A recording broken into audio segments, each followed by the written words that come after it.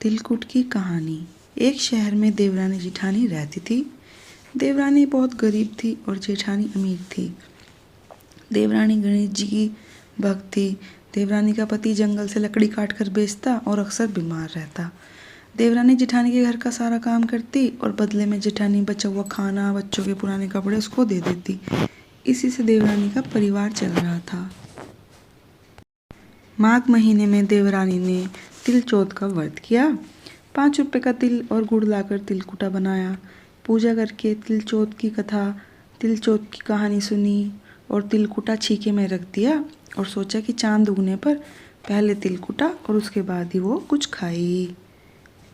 और वो अपने काम पर चली गई। कथा सुनकर वह जेठानी के यहाँ काम करने चली गई। खाना बनाकर जेठानी के बच्चों से खाना खाने को कहा तो बच्चे बोले माँ बढ़ती है, माँ भूखी है, जब माँ खाएगी तभी हम खाएंगे। जेठ जी को भी कहा। जेठ जी भी बोले मैं अकेला कैसे खाऊंगा, जब चांद निकलेगा तब सब खाएंगे, तभी मैं भी खा लूँगा। देवरानी ने कहा मुझे तो घर जाना है, इसलिए मुझे खाना दे दो। तो जेठानी बोली आज तो किसी ने भी अभी तक खाना नहीं खाया, तुम्हें ही कैसे दे दूँ। तुम ऐसा करना, तुम सुबह सवेरे बचा हुआ खाना ले जाना।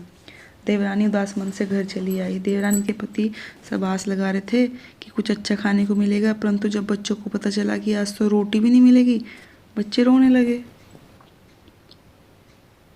उसके पति को भी बहुत गुस्सा आया। कहने लगा सारा दिन काम करके भी 2 रोटी नहीं ला सकती तो काम ही क्यों करती हो। पति ने गुस्से में आकर पत्नी को कपड़े धोने के धोने से मारा। धोना छूट गया तो पाटे से मारा। वह बेचारी गणेश जी को याद करती हुई रोते रोते पानी पीकर सो गई।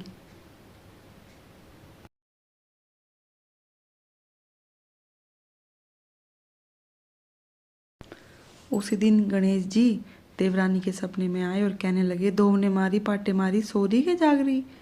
बोले कुछ तो सो रही हूँ, कुछ जाग रही हूँ। गणेश जी बोले भूख लगी है, कुछ खाने को दो। देवरानी बोली क्या दूँ, मेरे घर में तो अन्न का दाना भी नहीं। जेठानी बचा कुचा देती थी, वो भी नहीं दिया। पूजा का बचा हुआ तिलकुटा छीके में पड़ा है, वही खा लो। गणेश जी ने तिलकुटा खाया। उसके बाद कहने लगे धोने मारी पाटे मारी, निपटाई लगी है, कहाँ निपटे। वो बोली ये पड़ा घर, जहाँ इच्छा हो निमट लो। गणेश जी बोले अब कहाँ पूछूं। देवरानी को गुस्सा है, कब से तंग कर रहा है। बोली मेरे सर से पूछ ले और कहाँ पूछोगे। सुबह जब देवरानी उठी तो देखकर दंग रह गई कि सारे घर में हीरे जवाहरात और टीके पड़े हैं। उस दिन देवरानी जेठानी के घर काम करने भी नहीं गई। जेठानी ने कुछ देर राह देखी, फिर बच्चों को बुलाने भेज दिया। जेठानी ने सोचा कल खाना नहीं दिया था इसलिए गुस्सा हो गई होगी। बच्चे बुलाने गए। बोले चाची चलो, माँ ने बुलाया, सारा काम पड़ा। दुनिया में चाहे कोई मौका चूक जाए पर देवरानी जेठानी आपस में कहने का मौका नहीं छोड़ती। देवरानी ने बोला बेटा बहुत दिन तेरी माँ के यहाँ काम कर लिया, अब तुम अपनी माँ को ही मेरे यहाँ काम करने भेज दो। बच्चों ने घर जाकर माँ को बताया। चाची का तो पूरा घर हीरे मोतियों से जगमगा आ रहा। जेठानी दौड़ती हुई देवरानी के पास आई। बोली क्या हो गया। देवरानी ने उसके साथ जो हुआ वो सब बता दिया। घर लौटकर जेठानी ने कुछ सोचा और अपने पति से कहने लगी आप मुझे धोने से मारो और पाटे से मारो। उसका पति बोला अरे भली मानत, मैं तो तेरे को कभी हाथ भी नहीं लगाया, मैं तुम्हें धोने और पाटे से कैसे मार सकूं। वह नहीं मानी और जिद करने लगी। मजबूरन पति ने उसको पकड़ कर कूट दिया।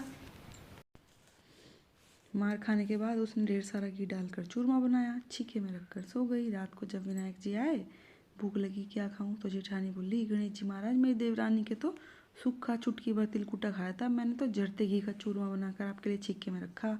फल रखे, मेवे रखे, जो चाहे खाओ। गणेश जी बोले अब निपटू कहाँ। जेठानी बोली उसके यहाँ तो टूटी फूटी झोपड़ी थी, मेरे यहाँ तो कंचन के महल है, जहाँ चाहे निपट लो। फिर गणेश जी ने पूछा पूछू कहाँ। जेठानी बोली मेरे ललाट पर बड़ी सी बिंदी लगा के पूछ लो। धन की भूखी जेठानी जब सुबह जल्दी जल्दी उठी, सोचा हीरे जवाहरात से भरा होगा, लेकिन सारे में गंदगी थी, बदबू आई थी, उसके सिर में भी गंदगी लगी थी। उसने कहा गणेश जी आपने मेरे साथ ऐसा क्यों करा। जेठानी ने घर की सफाई की बहुत कोशिश करी, परंतु गंदगी और फैल जाती। जेठानी के पति को पता चला तो बोले तुझे तो तेरा तो मन ही नहीं भरता। परेशान होकर भगवान जी से विनती करी। बोली मुझसे बड़ी भूल होगी। भगवान जी ने कहा देवरानी से जलन के कारण तूने करा ना, उसी का फल है, अपना आधा धन उसे दे दे तो सब ठीक हो जाएगा। उसने आधा धन बांट दिया, लेकिन मोरों की हांडी थी, उसने सोचा किसी को क्या पता चलेगा, उसने धन नहीं दिया। वो बोली कि भगवान जी अब तो इसे समेट दो। वे बोले पहले चूल्हे के नीचे गड़ी हुई मोरे और ताक में रखी सुई की भी भांति कर। इस प्रकार विनायक जी ने सुई जैसी छोटी चीज का बंटवारा करवा के अपनी माया समेट ली। हे गणेश जी महाराज, जैसे आपने देवरानी पे कृपा करी सब पे करियो, कहने वाले सुनने वाले सब पे करियो, और जिठानी को सजा दी वैसी किसी को ना दियो।